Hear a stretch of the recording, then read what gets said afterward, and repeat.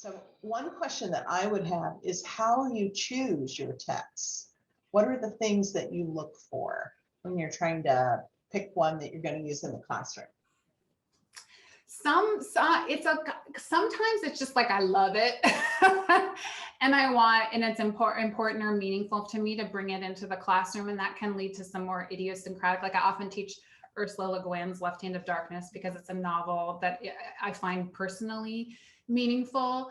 But often I try to find texts that follow the same question or problem through multiple. So one theme that I love to think about is lying, and whether or not the utopias are lies, and whether or not in the perfect world lying is possible or not.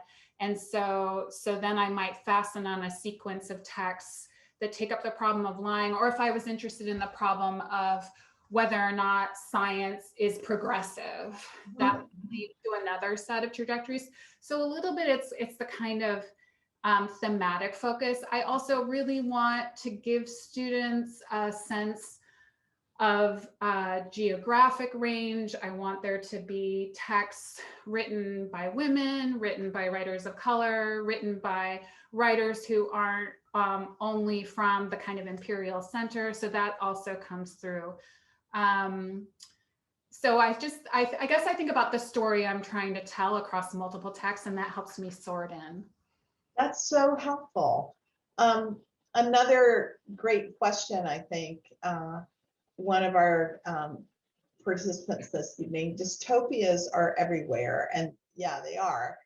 Where are the utopias besides more? Do you have some thoughts on good texts that help us actually give some hope? Something hopeful? Oh. Yeah. That's such a good question. Like something truly idealistic.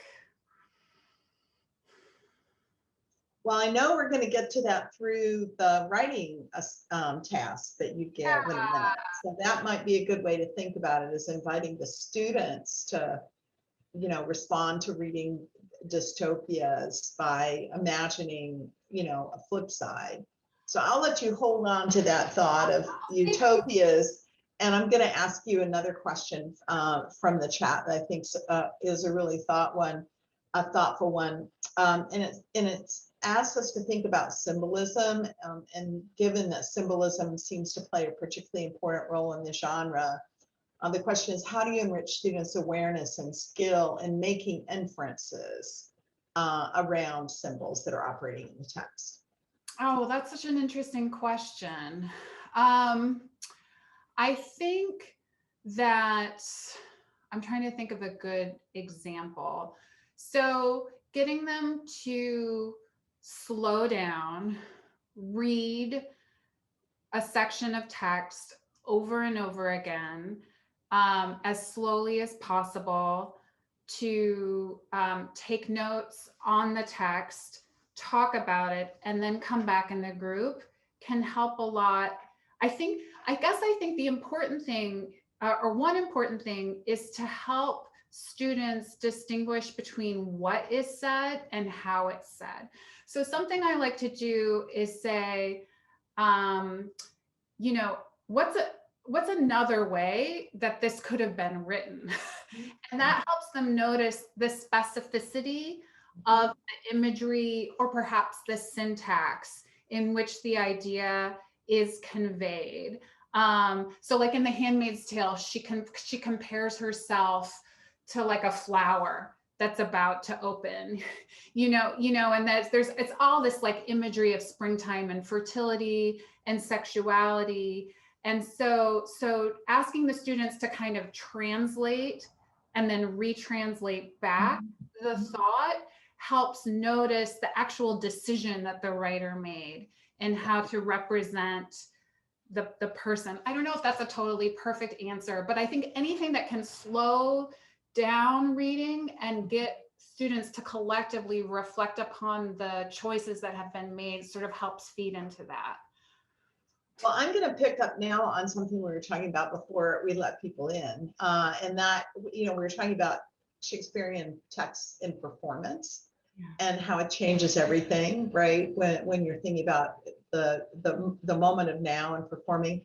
I wonder if you want to say anything. Do you have some favorite film adaptations of dystopian texts that might be worth thinking about using in the classroom? I actually, when I teach Minority Report, I don't know if you could do this in the high school classroom. I love to teach the first 10 minutes of the Steven Spielberg film, Mhm. Minority Report, to see how he visually brings to life this technology of pre-crime and shows how it works. And that provides a really amazing comparison and contrast. Blade Runner is just like a phenomenal movie, and it's a favorite movie of literature professors. And so thinking about, you know, how do you know someone is a human and who gets to decide is such a powerful and profoundly important question to ask, I think, in the classroom. And that movie is a really wonderful way of entering into that question. And there are probably other. Those are some great suggestions. And I think that's a good segue into